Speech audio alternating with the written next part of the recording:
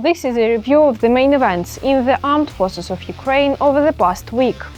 Ukraine's defense forces have stabilized the situation near Huliaipole and are conducting counterstrikes.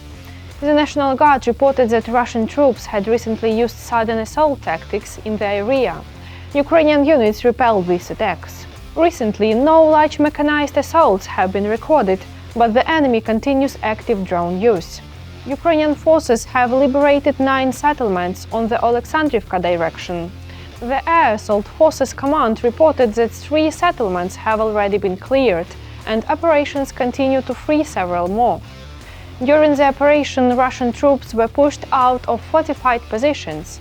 Over the past months, the enemy lost more than 6,500 personnel. Russian occupation forces attempt to break through Ukrainian state border in Kharkiv region this week. According to the Joint Forces Group, the attempts occurred on the Slobozhansky direction toward the settlements of Zybane and Krugle. Ukrainian units delivered 5 strikes against Russian assault groups.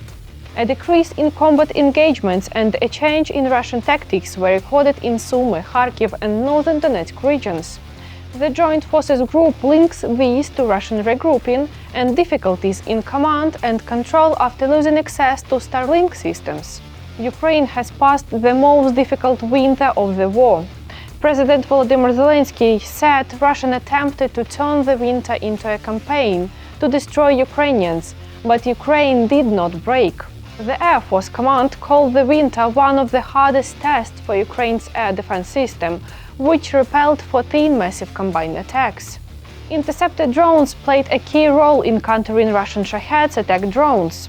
According to Commander-in-Chief Oleksandrivka, in February these drones accounted for more than 70% of destroyed Shaheds in Kiev and its surrounding area. Overall, intercepted drones destroyed more than 1,500 Russian drones of various types during the month.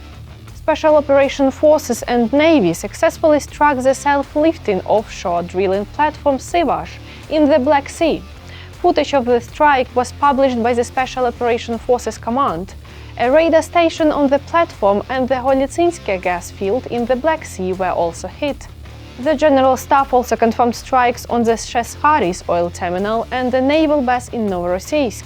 At the Albashneft oil refinery in Krasnodar region, 4 fuel storage tanks were destroyed and 3 damaged. A deep space communications center in Crimea and 3 radar stations were also struck. Ukrainian defense forces also struck 2 warehouses in temporarily occupied Donetsk region and a munition and logistics storage site, as well as a fuel depot in occupied Zaporizhia region. In addition, Ukrainian forces struck a Russian S-400 Triumph air defense system in Belgorod region. This significantly reduced Russian air defense activity on the Kharkiv direction. 200 Ukrainian service members were returned from Russian captivity during a prisoner exchange on Thursday. Among them are soldiers, sergeants and officers of the armed forces of Ukraine. Some had been held in captivity for nearly 4 years. President Zelensky instructed military leadership to prepare options to assist Middle Eastern and Gulf countries in defending against Iranian drones. In recent days, Iran launched more than 800 missiles and over 1,400 drones in neighboring countries. The president held talks with the leader of the United Arab Emirates, Qatar, Bahrain, Jordan and Kuwait. Ukrainian specialists may work on site to help organize anti-drone defense. The United Kingdom has also expressed interest in involving Ukrainian specialists to help counter Iranian drones in the Middle East. The British Prime Minister stated this is an address about the situation around Iran. President Zelensky confirmed that Ukraine is ready to share its experience. The Security Service of Ukraine and the Office of the Prosecutor General have issued a notice of a suspicion in absentia to a Russian general who commanded the missile strike on the National Children's Hospital Okhmedit in Kiev. According to the investigators, Major General Serhiy Kuvaldin ordered the attack in a cruise missile on July 8, 2024. 2 civilians were killed and dozens injured. More than 600 children were in the hospital at the time. The Armed Forces of Ukraine summarized innovation results for the past year and outlined priorities for the current one. More than 1,000 innovation projects were presented last year, with nearly one-third focus on drones. Ground robotic systems were widely introduced, and more than 30 IT projects were implemented, including Public Services Army Plus and Impulse, as well as closed digital systems for battlefield management.